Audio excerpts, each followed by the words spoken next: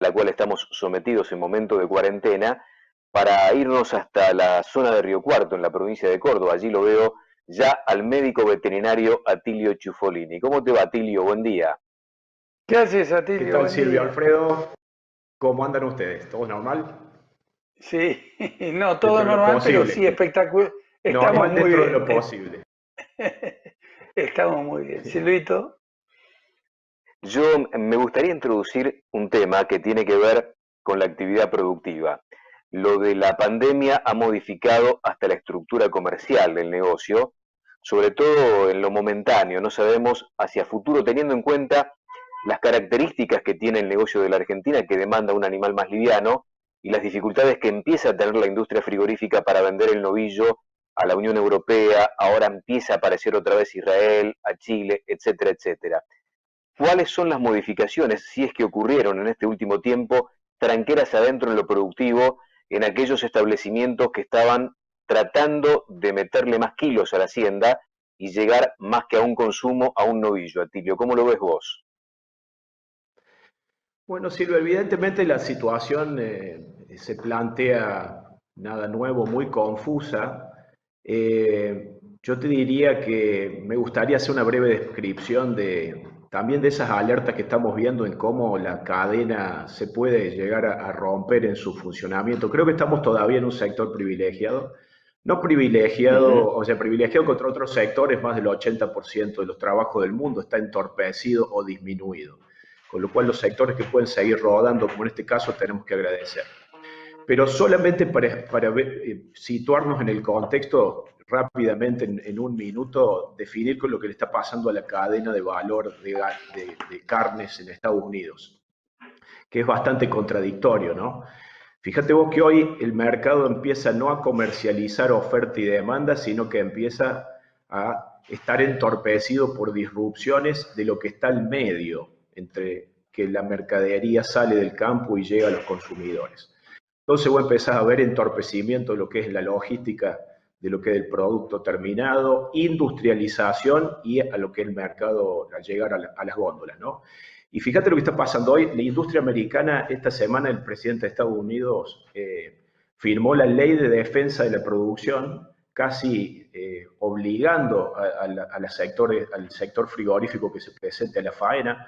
Todo el sector de carnes, pollos, cerdos y bovinos está 40 abajo en faena, un 20 abajo por plantas paradas y otro 20 por ausentismo, o sea, el miedo que hay en la pandemia es que la gente no va a trabajar, lo cual ha hecho que por un momento Estados Unidos tiene 14 días de cámara para amortiguar los desabastecimientos, pero estás en la contradicción de empezar a tener faena en disminución, los precios primero se cayeron y como ahora se está consumiendo el stock, picar el precio un 30 arriba y tenés a los productores de cerdo, obviamente haciendo eutanasias, digamos, porque la producción sigue, la producción porcina también, y obviamente el desabastecida la demanda, lo cual es totalmente contradictorio.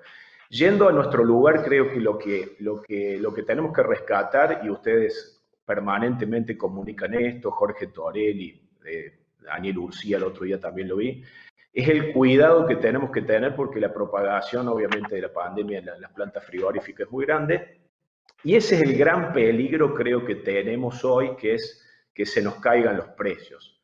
Esta es una actividad que el filo será el más sensible y obviamente otra cadena más integrada, pastoril con terminación a corral, será un poco más resistente al derrumbe de precios. Pero te diría, y voy a exagerar solo para los fines comunicacionales, difícilmente pueda soportar sobre los niveles actuales de precio la rentabilidad de los productores sin perder en caídas de precio de superiores a 10% el filo, 12 o 15 o 20% el más largo de los sistemas de invernada. Por supuesto que uno dirá cómo se van a caer los precios básicamente si la inflación corre a velocidades de 40 anual, 3 mensual.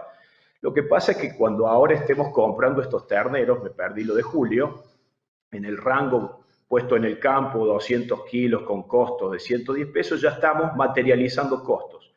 Entonces lo que estamos haciendo normalmente en los campos es darnos vuelta, no pensar tanto en precios, sino que pensar costos, porque el costo del ternero es el 50-70% del costo total de producción, que toda el ternero 2020 argentino ya está pasando de manos, lo va a agarrar el invernador, el criador monetizará los precios, digamos, que estamos viendo, que son muy interesantes, y el riesgo ahora lo toma el criador, y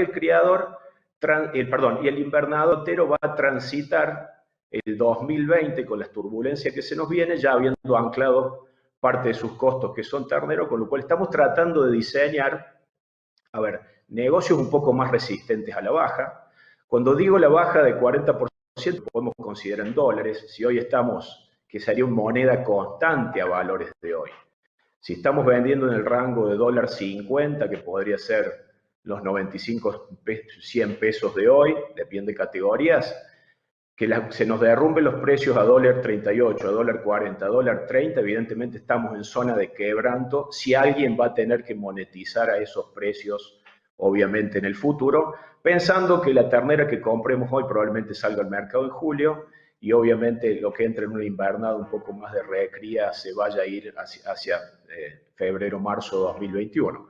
Así que te diría que obviamente la incertidumbre de precios es absoluta, la incertidumbre de costos no, con lo cual mejor ponerle foco a la micro, que es lo que podemos manejar y que nos marque los umbrales de vulnerabilidad de los negocios que tenemos. Y junto con esto, me gustan más los negocios más largos que los más cortos, cosa que podamos gambetear, obviamente, o tengamos más tiempo para encontrar un mercado más normalizado, porque tampoco sabemos con qué contexto nos vamos a topar en cuanto... Sí, córtenme por favor, porque digamos, No, haya porque interés para donde nos conduzca. yo tengo alguna preguntita y tiene que ver con la enorme incertidumbre que hay. Porque, a ver, yo veo, el mercado de exportación lo sostiene China. Y China no es precisamente la que se lleva todos los novillos, ni mucho menos. Le está apuntando a la vaca y le apuntó siempre o generalmente a la vaca.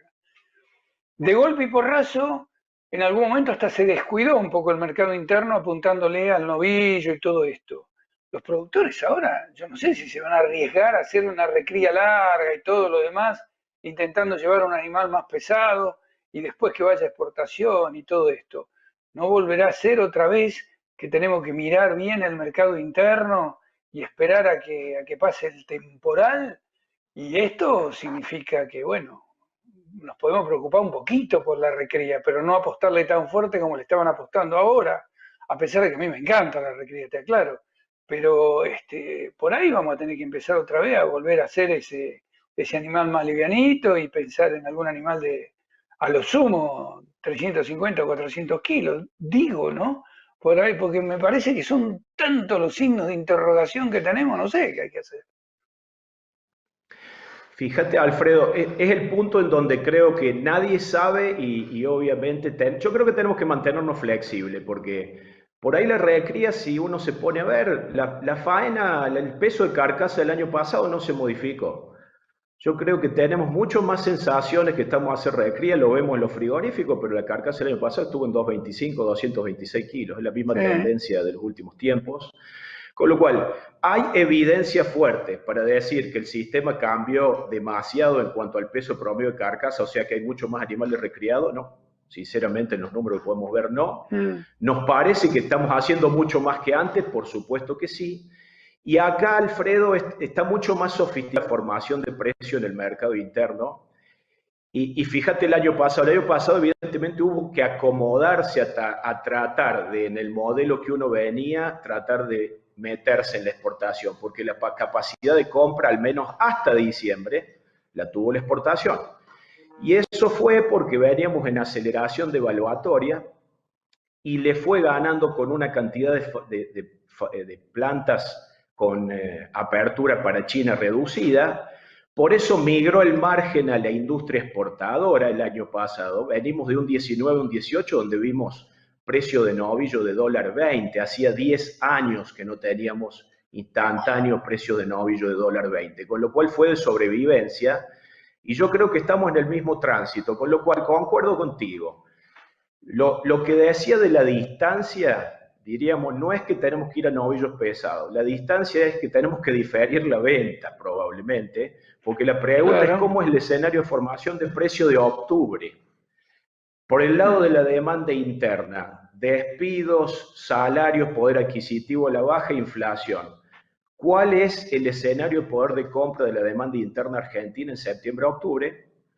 Obviamente va a depender de la inflación general de la economía, del poder adquisitivo, pero estamos en un entorno que es inflacionario, recesivo, devaluatorio, con posibilidad de default, digamos, o sea, con contracciones del PBI proyectada de 10 puntos. Así está la demanda interna, cómo va a estar en febrero, veremos, con la oferta de gordo que tengamos ahí, sumada a una exportación que se le irá regularizando la demanda externa, pero que también su poder de compra depende del tipo de cambio.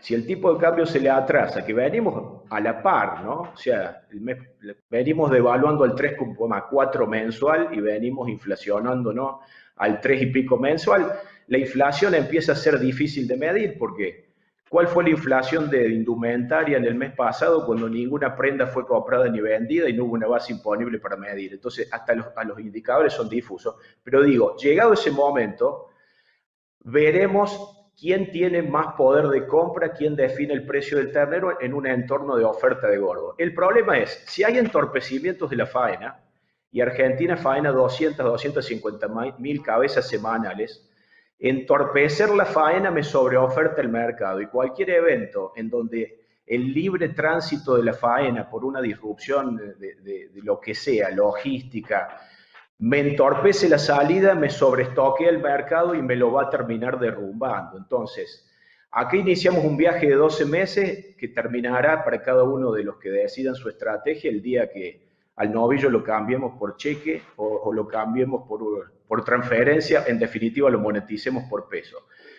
El diferimiento de la venta creo que es tratar de encontrar un mercado menos alterado, que básicamente funcione con parámetros más normalizados. ¿Cuándo viene la recuperación, digamos, de las economías del mundo? Es un debate que nadie sabe y sigue. Yo diría, Europa está mal, pero China entra a rodar, con lo cual lo tenemos que agradecerle al consumidor interno, tenemos que agradecer la demanda. Y yo diría que cómo se hace para mantenerse flexible y obviamente poder capturar, si el precio del mercado interno me permite pagar 3,70, 3,80. Por el otro problema, Alfredo, es que estamos convalidando un precio de ternero con una relación compra-venta bastante importante. A 110 pesos el fildo pierde plata debajo de $1.40 o debajo de 94 pesos hoy, si uno tuviera que hacer una instantánea de hoy. Entonces está muy vulnerable poder ponerle pocos kilos a la hacienda. Si yo hago un ciclo muy corto con una diferencia de compraventa como la de hoy, se nos acomodó un poco el maíz, o sea, el más vulnerable es el fildo, o sea que los costos de kilo producidos se van a acomodar. Pero cuando la comida, a ver, este es un negocio donde perdemos lo comercial en lo productivo, sí. Lo que pasa es que tenemos que ganar más productivo que lo que perdemos en lo comercial. Y para ganar, obviamente, tenemos la pérdida. Entonces, el ciclo de rotación... Sí. ¿Nos permitís hacer una pausa breve para seguir conversando después? Sí. Porque está claro que por lo que vos decís, más allá del contexto, el corto plazo es una complicación, es un dolor de cabeza, te puede hacer perder plata, y el mediano y largo plazo incluye la recría indefectiblemente. Veremos después de la pausa contigo, a ver cuáles son las opciones de recría más rentables o más sostenibles en este contexto tan particular que no solo vive la Argentina, sino el mundo. Alfredo, ¿te parece que hagamos una pausa? Fantástico, salió un sol impresionante aquí en la ciudad de Buenos Aires. Esperemos que para el resto de la gente. Vos estás mirando por la ventana, Tilio. Sí, tal cual. Bueno. Coincidimos. Es más predecible el clima que cualquier otra cosa hoy. Pausa breve, ya volvemos en un minuto. Rafaela Alimentos, más de 100 años junto a la ganadería argentina. Experiencia y compromiso en faena bovina y porcina para el mercado local y exportación. rafaelaalimentos.com.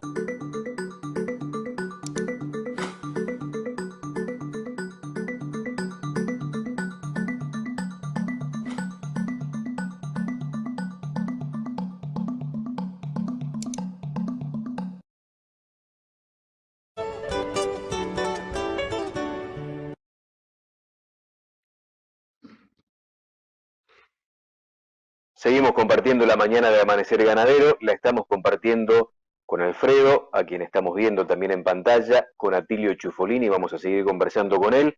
Vos tenés algunos mensajes, Alfredo.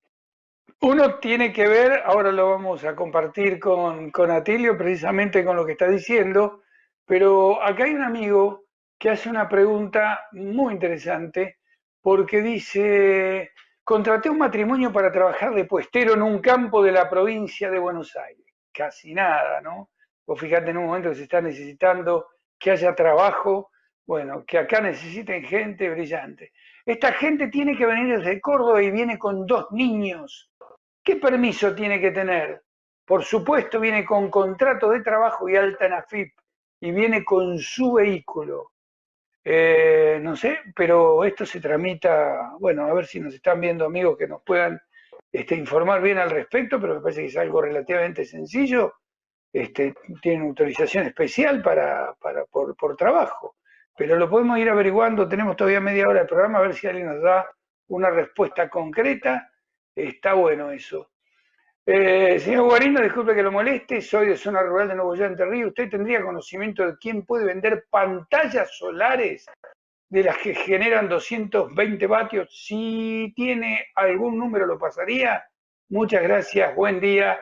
Atento, Candy, Sole, Mariana, si tienen esa respuesta, estaría buenísimo. ¿Dónde puedo buscar para ir al día un Funes? Claro, tiene que ir, porque también necesita un permiso, tiene campo allá. ¿Saben qué necesito para ir? Por lo que vi, solo el permiso de Córdoba, pero realmente no estoy seguro. Fíjate la desorientación de la gente. No sé, esto también, si alguien nos puede dar una respuesta, se lo vamos a agradecer.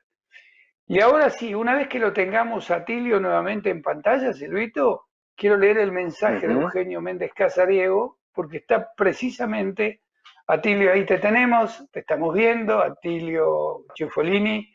Dice Eugenio Méndez Casariego, el ingeniero que tiene campo allá cerquita de Teodelina, en la provincia de Santa Fe, dice, ¿escuchaste lo que dijo Atilio? Por arriba de 94 pesos de compra, el feedlot hoy pierde plata, dice.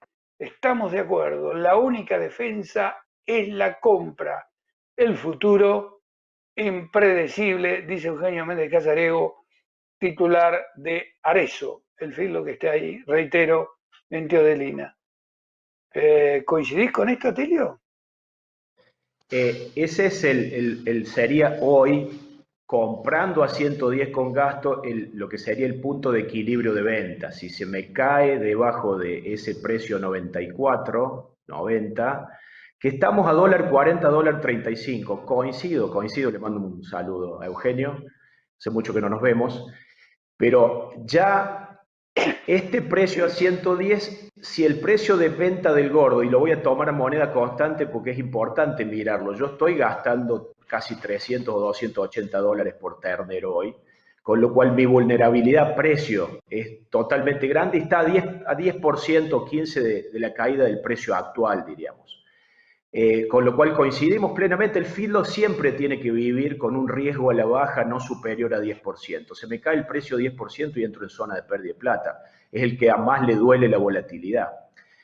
Con lo cual, un poco la pregunta, volviendo a la pregunta de las recrías, yo creo que, a ver, la recría que vamos, una cosa es la recría que nos gustaría, otra la que podemos hacer. Los productores probablemente vayan a hacer más o menos lo mismo que hicieron el año pasado, porque uno trabaja con el condicionamiento ambiental a donde está.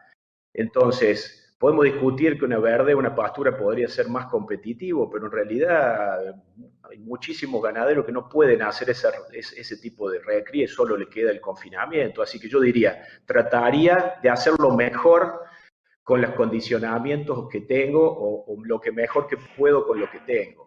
Y ahí tenemos las recrías pastoriles y las recrías, obviamente, en confinamiento, dos grandes mundos, donde evidentemente hoy el que pudo tomar una alternativa, creo que los perfiles están cargados, pudo haber hecho el verdeo, ya tiene que estar hecho, probablemente pueda hacer una recría de un poco menos costo, que después tendrás costos agrícolas, porque obviamente me voy a comer parte del perfil, después cuando entre a la agricultura, Pero con lo que probablemente vayan a producir los verdeos, porque ya los indicadores los podemos mensurar, vayamos a tener costos de kilo producido muy interesantes, alrededor de 50 pesos, lo podemos discutir, cada productor tiene que hacer su número, y a su vez llegar hasta agosto o septiembre sin básicamente tener que entrar al corral. Entonces, me parece que hoy, dentro de las de campo, las combinaciones de verdeo con suplementación, o verdeo con suplementación de silo o grano, probablemente son las que nos permitan no ir rápido con la hacienda, no engrasar prematuramente, no necesariamente tener que ir a un novillo pesado, porque si yo meto 70, 80 kilos en un verdeo, salgo en septiembre, octubre, con una invernada de 180, 200, hoy me meto a un filo en esa fecha para salir en 380, digamos. Entonces, no estoy ni en una super recría de novillo pesado, ni en un ciclo corto de alta rotación de salir en 330, digamos, entrando al corral derecho. Estoy a mitad de camino. Y lo que creo que es importante es, voy perdiendo tiempo, ganando plata, dándole al mercado posibilidades que esté un poco más equilibrado y que la demanda externa se me restablezca, porque podría ser peor, yo diría, podría no estar China como está, y el mercado ya estaría sobreofertado en el semestre que normalmente está menos que ofertado. Así que creo, dos temas importantes de la planificación ahí. Si me voy al confinamiento, creo que obviamente el ganador de la recría en confinamiento es el toro. El año pasado fue uno de los que permitió capturar la exportación, pero ya sé que tenemos problemas comerciales con el toro, con lo cual no es una solución del todo. Pero lo que pasa con el toro es que uno lo fue dejando, y terminó a lo mejor con individuos de 15, 16 meses de edad, arriba de 500 kilos, que entraron bien a exportación en un selecto grupo de frigoríficos que lo lleva, pero como el toro no se pasa, se autorrecría y es el mejor de los mundos para el confinamiento, para la recría y terminación en confinamiento. Podría meter 300 kilos competitivos en costos, en rendimiento, Tilio, digamos, en confinamiento. Ahí, Sí. ahí tenés que elegir muy bien al comprador, porque esto lo sabe Silvio, lo hemos charlado varias veces. Son contados con los dedos de la mano los compradores que tenés para el mes, ¿no? Por supuesto, por eso digo que el gran ganador sería eso, pero el problema es comercial. De todas maneras, ya sabemos cómo uso la herramienta, digamos. Tenemos una alternativa intermedia que es la castración tardía, con esta de las nuevas tecnologías de las gomas. Silvio un poco lo vio en algunos de los campos de Huelucán, de Tigombú. Ahí lo hace podemos Tigombú, llegar a castrar. Claro.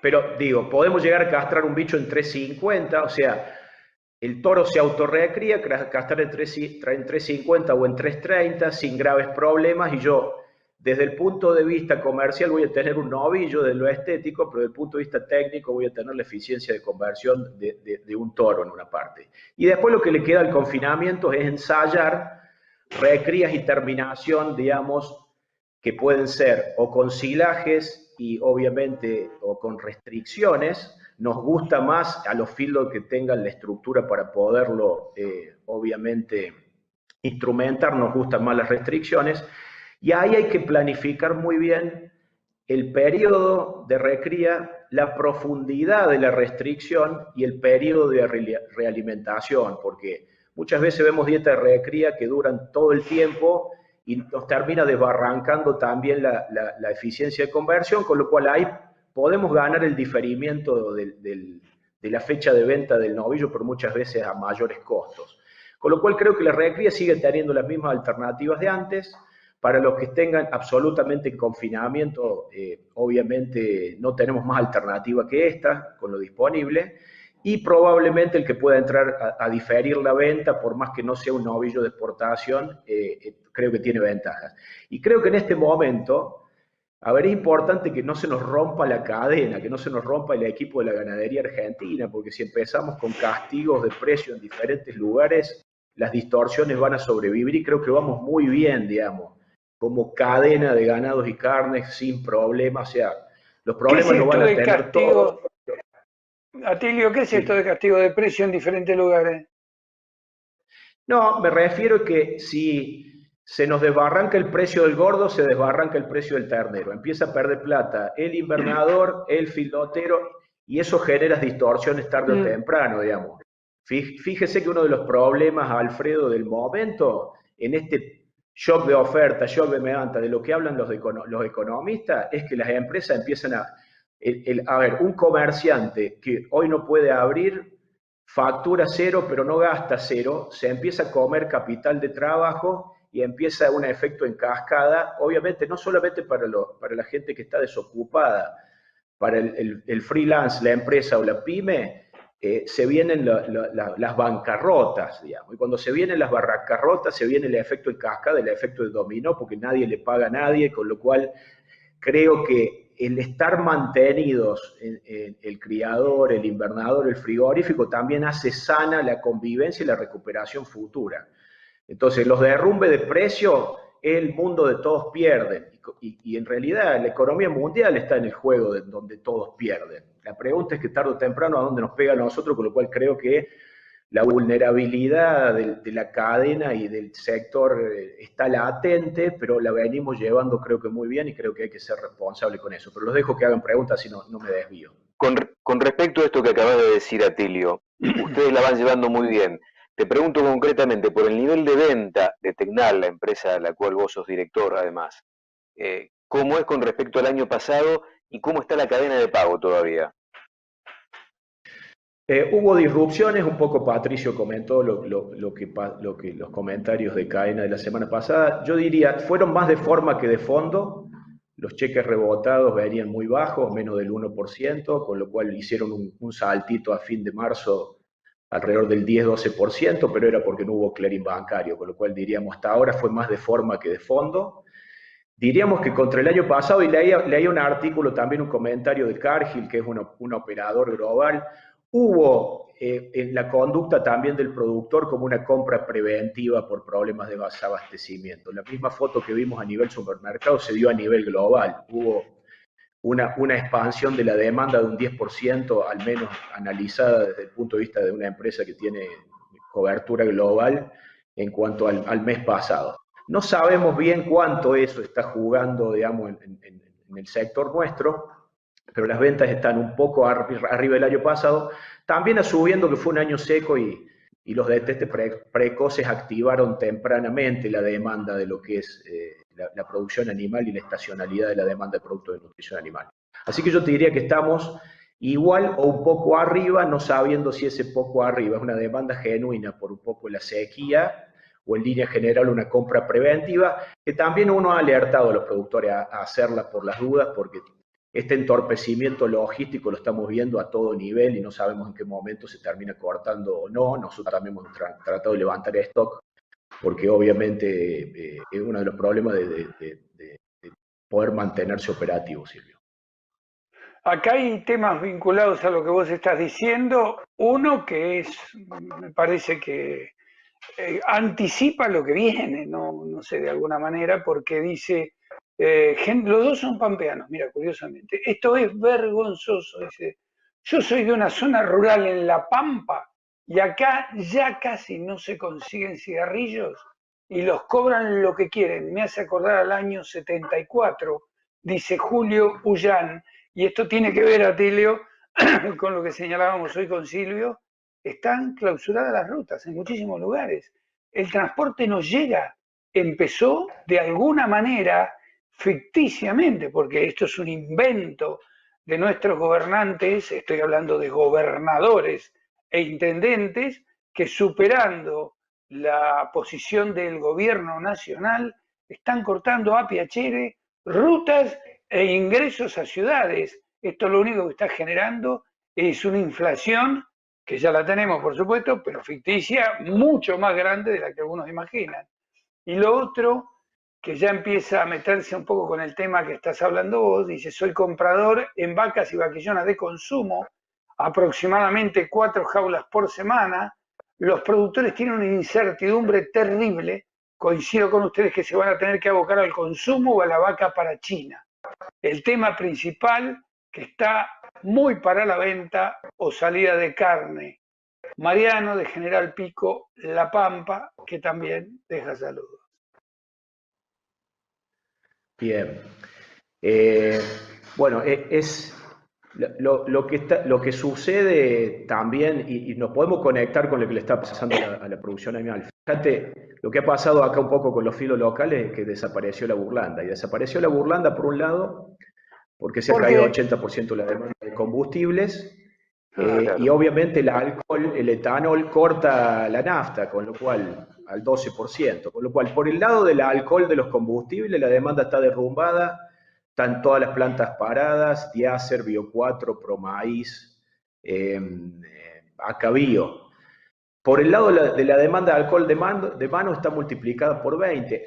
Fíjate, la economía se equilibra en la demanda promedio de un bien, con lo cual hoy obviamente la gente quiere cero probablemente de salida al cine, pero quiere multiplicado por 20 alcohol para mano, pero tampoco quiere nada de combustibles, por eso se ha caído. Entonces, el mercado está dislocado y los mercados están dislocados. Entonces, esto entre el desabastecimiento, las logísticas y los hábitos de compra, no es lo mismo de promedio lo que quiere en pandemia la población global, local, etcétera, de lo que quiere. Entonces, estas son alteraciones. Los efectos están confundidos, digamos. Con lo cual, obviamente, lo de los cigarrillos lo entiendo, pero todo el mercado funciona en alteraciones. Y cerrando un poco tu comentario, Alfredo, bueno, acá tenemos el claro ejemplo, obviamente, de San Luis, muy complicado. O sea, ustedes hablaron con gente con gente de la rural los otros días y tiró un dato que a mí me sorprendió, que el 60% de los campos de San Luis son administrados por gente de Córdoba, pero realmente no se puede llegar, digamos, al campo para abastecer, digamos, llevar los sueldos, digamos, muy complicado, digamos, y es complejo. También escuché que entorpecida la siembra de verdeos. Fíjense que uno está luchando contra poder hacer las cosas. Digamos, la realidad está luchando contra poder hacer las cosas, digamos, en general, si la palabra lucha es válida en este caso, y cada elemento que normalmente damos por sentado que un camión llegue, damos por sentado que una faena se haga, damos por sentado que en la góndola haya algo, y hoy no es que no se genere ni que no se necesite por el lado del consumidor, es que obviamente estas alteraciones hacen que en tiempo y forma no estén las cosas. Entonces, estamos sufriendo de estas alteraciones y creo que todavía sigue el sector agropecuario privilegiado porque puede seguir trabajando, privilegiado entre comillas, venimos de campañas secas, etcétera. O sea, no ha habido la destrucción de valor y los derrumbes de precio y que van a terminar tarde o temprano impactando en la economía porque la plata obviamente deja de circular, porque todo el mundo entra en psicología recesiva y defensiva. Así que bueno, totalmente de acuerdo. Y lo que dice Eugenio, obviamente, creo que en este momento tenemos que cuidar los equipos porque estas situaciones nos impulsan al mal humor dentro de la familia, doméstico, dentro de las empresas, en las organizaciones. Y esta propensión al conflicto, obviamente, creo que con los equipos de trabajo o nos hace más frágiles o nos hace más fuertes. Así que creo que tenemos que ayudar a la contención para que los equipos funcionen, las cosas se hagan y obviamente podamos de vuelta mantener la salud colectiva de la ganadería argentina en el pedacito que nos compete a cada uno, como para que en el momento de la recuperación estemos obviamente con capacidad de producción. Silvio, La última de mi Silvio, parte, Atilio, si te tenemos parece, dos o tres. Sí. Silvito, porque hay 2 o 3 mensajes que como son para Tilio, te iba a decir si los querías manejar vos, simplemente para no pisarnos. Y yo simplemente le quiero agradecer mucho a mi asesor Pirincho, porque después no se lo voy a poder decir, que en la ciudad de Buenos Aires se dan permisos para los empleados o contratados, esto a través de la Secretaría de Transporte de Cava, por amigos que preguntaban cómo se hacía. Ahí se puede, en la Secretaría de Transporte de la Ciudad de Buenos Aires, se puede tramitar esto. Y después sí, te dejo a vos ya para que puedas hacer las preguntas correspondientes, porque hay un par de mensajes que son precisamente para Tilio. ¿Te parece, Silvito? Léele los mensajes a Atilio, dale, te escuchamos, Alfredo. No, vos, dale tranquilo, así Es que, redondeás un poco la idea. es que yo no los tengo a los mensajes, Alfredo. Por eso te digo que Sorry, bien, Bayoquito vos me querido. transmitas la inquietud. Atilio, el primero dice, alternativa de suplementación a campo sobre Gatton diferido por supuesto, cuidando los costos. ¿Cómo lo ves? Yo creo que dos cosas interesantes. Estamos con buena relación, diríamos, maíz-carne. Ya el maíz, como se preveía, piense Alfredo que, a ver, la demanda se ha caído también a nivel mundial de petróleo. Esto le pegó al alcohol global 30 abajo, con lo cual ha tirado para abajo el precio de maíz.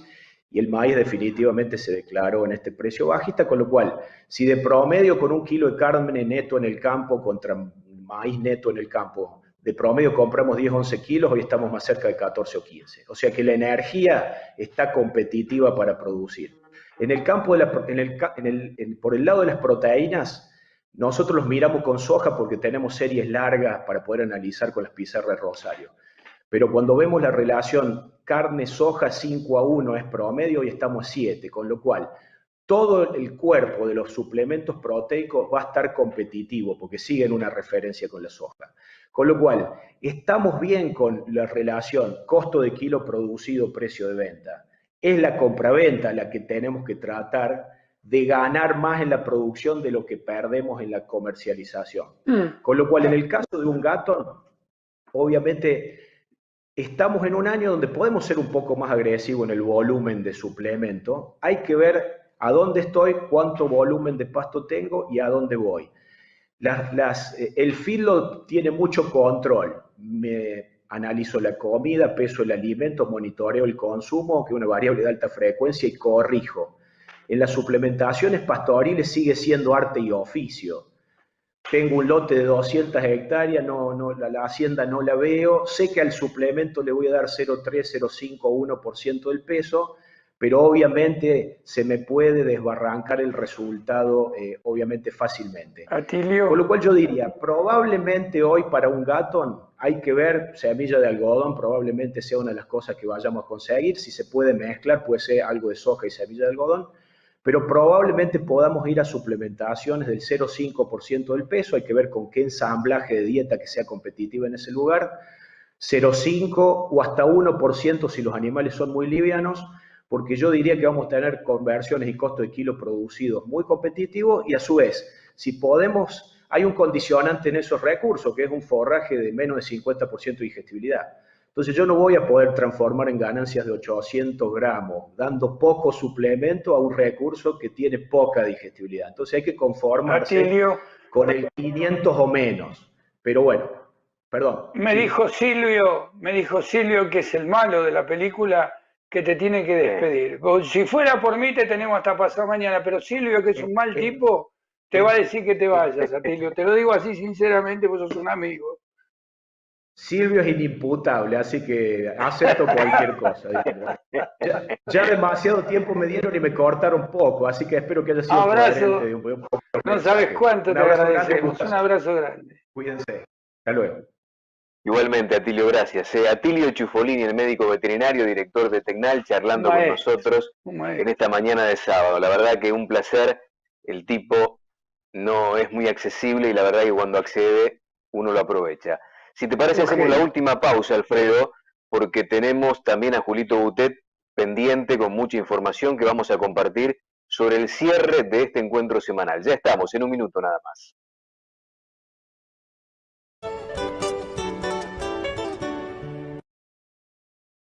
Y en este sábado de Amanecer Ganadero, Alfredito, incorporamos a Julio Boutet una vez más para que redondee lo que quedó pendiente en materia de remates y después los resultados finales, los promedios de lo que va dejando por estas horas el negocio de la invernada.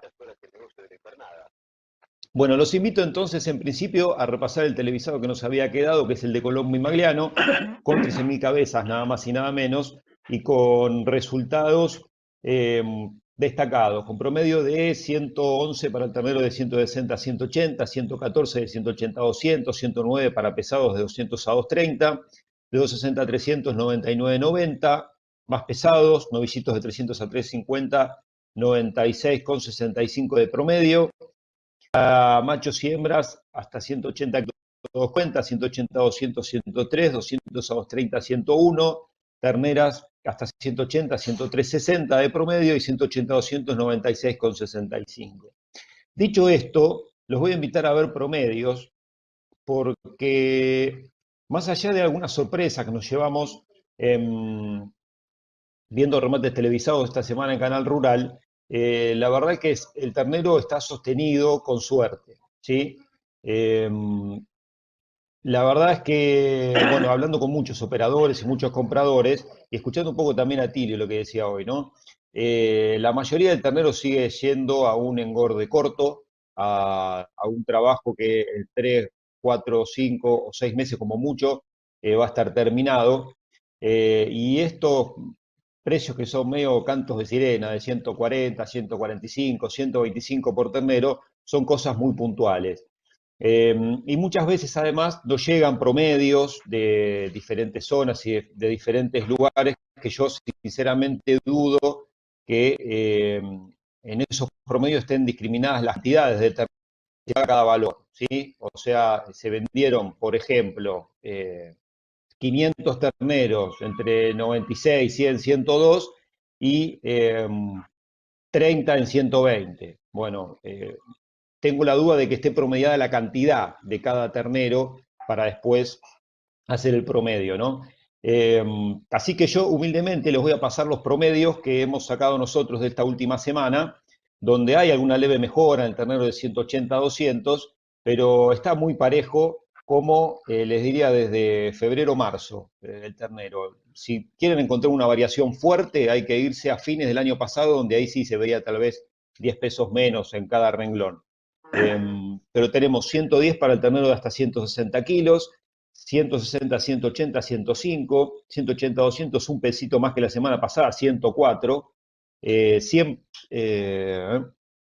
102 me está dando el de 200 a 230, está mal ese promedio, de 200 a 230, 102, no 100 pesos, 98 de 230 a 260, 90 de 260 a 300, y está en 87, los demás de 300, no en 85. Aprovecho y les corrijo esa placa y nos vamos ya a las hembras. Si les parece que sí está sin cambios, tenemos 105, la de hasta 150 kilos, 98 de 150 a 190, 96 de 190 a 210.